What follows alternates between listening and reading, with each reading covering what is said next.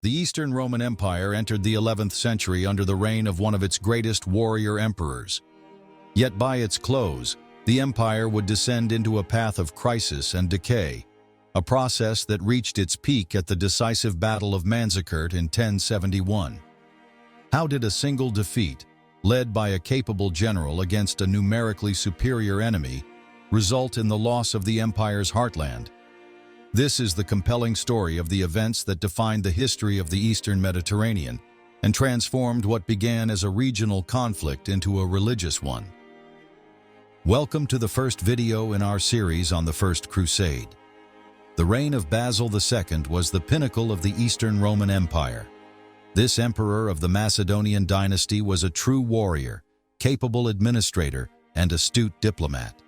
He managed to endure civil wars, defeats, and corruption, eventually crushing his enemies, most notably the Fatimids, Georgia, the Khazars, and Bulgaria, which he conquered in 1018. When not campaigning, Basil wrote laws, established the Varangian Guard, and allied with the Kievan Rus under the condition that they adopt Orthodox Christianity. Known as the Bulgar Slayer, Basil II reigned for 49 years, leaving behind a vast treasury for his successors, all of whom would live under the shadow of his legacy. The first of these successors was Constantine VIII, who ruled for only 3 years. Despite being in his late 60s, Constantine spent much of his time hunting, feasting, and blinding nobles. During his reign, the growing factionalism and court intrigue became visible cracks in the empire. On his deathbed, Constantine attempted to marry his daughter Zoe to the capable military commander and loyal Duke of Antioch, Constantine. However, as the man approached the capital, royal advisors changed the selection to the old and feeble Romanos IV, an easier figure to control. This marked the beginning of the empire's shift toward favoring court intrigue over merit and capable leadership. Romanos III took the throne in 1028, eager to prove himself. However, his early campaigns ended in failure. In July, he launched an attack on the city of Aleppo, but it resulted in a catastrophic loss, with 20,000 of his men dying from heat, thirst, and disease. Meanwhile, Empress Zoe was busy plotting, spying on her sister Theodora, and in desperation to conceive at the age of 50, she took many lovers and used magic charms and potions, none of which worked. In 1034, Zoe had her husband drowned in the bath and married one of her low-born lovers, Michael, on the same day. Michael IV, the new emperor, was fearful of Zoe and what she was capable of.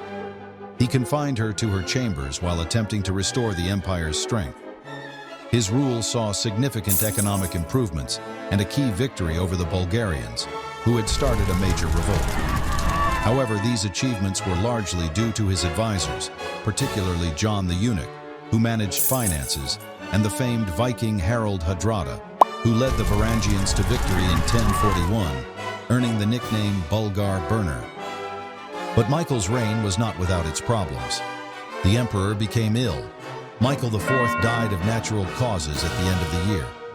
He was succeeded by his nephew, Michael V, marking the first time in half a century that the empire wasn't ruled by an old monarch.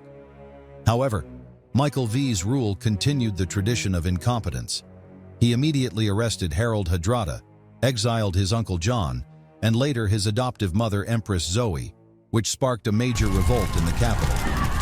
A mob raised both Macedonian sisters, Zoe and Theodora, as empresses, and the future king of Norway blinded Michael, ending his 4-month-long reign. Zoe and Theodora now ruled the empire, but factions quickly formed around them, scheming against each other. Eventually, Zoe decided to marry for the 3rd time. Various candidates were reviewed, but she eventually settled on Constantine Monomachos. The constant succession and coronations became confusing, and more importantly, the tradition of handing out vast gifts during coronation ceremonies quickly drained the treasury left behind by Basil. Constantine IX brought his mistress Maria into the picture, elevating her to empress, which led to a bizarre situation where the empire had an emperor and 3 empresses. Meanwhile, the Byzantine holdings in Italy were crumbling under Norman invasions, while Bulgaria, though conquered, no longer served as a barrier against other nomadic tribes. The Pechenegs began crossing the Danube and harassing the Balkans. The Kievan Rus launched a huge invasion in 1043, which was repelled with Greek fire. Despite these enemies and two major rebellions, the empire continued to expand. Constantine IX's reign ended in 1055 with another calamity, the East-West Schism. The throne passed to the only surviving member of the Macedonian dynasty, Theodora, who attempted to centralize power, while the court engaged in intrigue and plots. Her death a year later marked the end of 189 years of rule under the dynasty. Civil war soon followed, and Michael VI and Isaac Komnenos ruled for a year each until Constantine X ascended to power. The court was purged, gifts and titles were once again handed out. Constantinople's only response was to prosecute members of the Armenian clergy while focusing entirely on their Italian holdings. This complete lack of interest in the eastern frontier was compounded by a disintegration of the professional army, reduced salaries, neglected border forts, and over-reliance on mercenaries. The final act of Constantine II Ducas, written from his deathbed, proved to be the most consequential of his reign. Desperate to ensure his dynasty remained in power, the dying emperor made his wife Eudocia swear an oath in front of all court officials that she would take no future husband and rule as regent until their son could ascend the throne. At this critical moment, a massive Seljuk raid penetrated Byzantine territory, reaching deep into the city of Caesarea. The empress discovered a plot by the Duke of Serdica, Romanos, which prompted her to break the oath she swore. Understanding the importance of dealing with the nomadic raiders, she turned to the imprisoned Romanos and offered him a deal: marry her, defend the empire, or die. Romanos accepted the offer. He now owed his life to the empress. Knowing that this union would not only spare his life, but also grant him the authority to tackle the growing threat of the Seljuk Turks. Their marriage marked the beginning of a new chapter for the Byzantine Empire. On January 1st, 1068, Romanos was crowned as Emperor Romanos IV Diogenes. However, his elevation to the throne was met with skepticism by the aristocracy, particularly the influential Ducas family, who regarded Romanos as a usurper with no legitimate claim to power.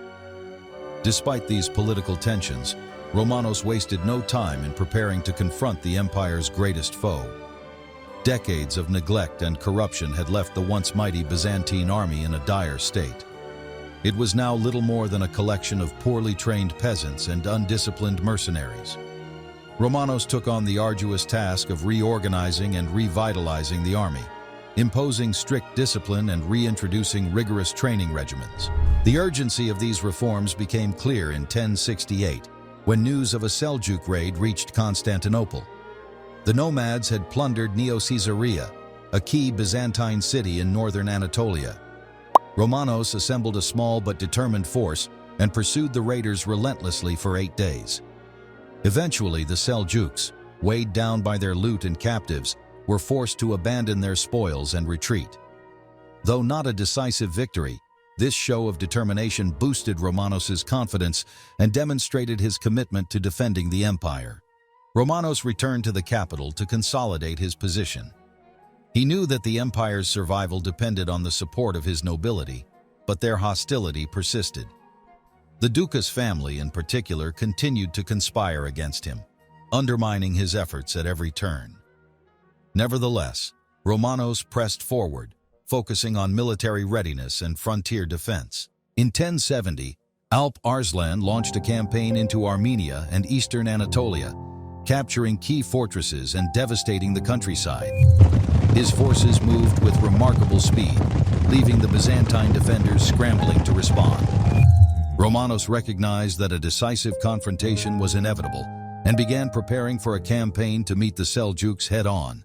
By early 1071, Romanos had assembled a massive army from across the empire. It was a diverse force, including regular Byzantine troops, mercenaries, and elite units like the Varangian Guard. Despite logistical challenges and internal divisions, The emperor was determined to reclaim lost territories and restore the empire's prestige. He set his sights on the fortress of Manzikert, a key strategic point in eastern Anatolia. By mid-1071, Emperor Romanos IV Diogenes marched eastward with a massive Byzantine army, determined to reclaim Manzikert and secure the eastern frontier. His army was an impressive but fractious assembly, comprising Byzantine regulars, Armenian levies, Frankish and Norman mercenaries, and the renowned Varangian Guard. The emperor was aware of the risks inherent in such a diverse force, as cultural differences and competing loyalties threatened its cohesion. But Romanos believed that a decisive victory over the Seljuk Turks would unite the empire and cement his legitimacy as emperor. As the Byzantine army approached Manzikert, they encountered reports of Seljuk forces moving in the region. Romanos sent scouts ahead to locate the enemy and gauge their strength, but conflicting reports and miscommunication led to confusion among his commanders. The emperor decided to split his forces, sending a detachment under General Joseph Tarchanaiotes to secure nearby strategic positions. This decision, while tactically sound, would prove disastrous as Tarchanaiotes' forces later withdrew entirely from the campaign, either due to miscommunication or deliberate sabotage by anti-Romanos factions within the army. Unaware of this critical loss, Romanos pressed forward with his remaining forces and laid siege to the fortress of Manzikert. To his surprise, the Seljuk defenders surrendered without much resistance, but this was a calculated move by Sultan Arslan. The Sultan, leading a mobile and disciplined force, avoided direct confrontation and used hit-and-run tactics to harass the Byzantine army. These skirmishes sowed confusion and exhaustion among Romanos's troops, who struggled to adapt to the Seljuk's swift and elusive strategies. On August 26, 1071, Arslan confronted Romanos in the plains near Manzikert. The Byzantine army, though numerically superior, was stretched thin and plagued by internal divisions. Romanos positioned his troops in a traditional formation, with the center led by himself and the wings commanded by trusted generals. However, mistrust among the commanders, especially members of the Dukas faction, posed a grave threat to the cohesion of the army. The battle began with the Seljuks launching a series of feigned retreats, drawing sections of the Byzantine army out of position. Romanos, determined to maintain order, ordered his troops to hold their ground, but the disciplined Seljuk horse archers rained arrows upon the Byzantine ranks, inflicting heavy casualties. As the day wore on, fatigue and confusion set in among the Byzantines.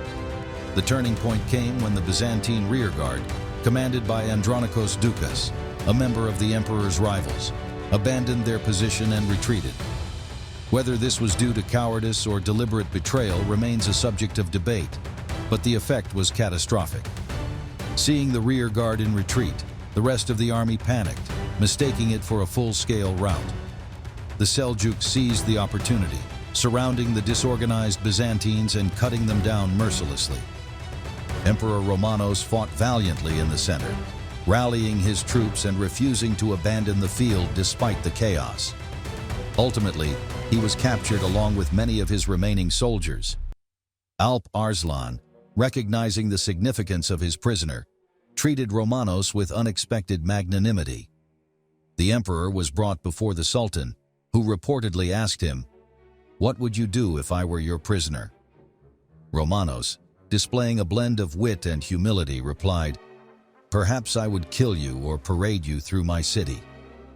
Arslan, amused, spared the emperor's life and offered generous terms for his release, including a hefty ransom and a peace treaty. Romanos was eventually released, but his return to Constantinople marked the beginning of his downfall.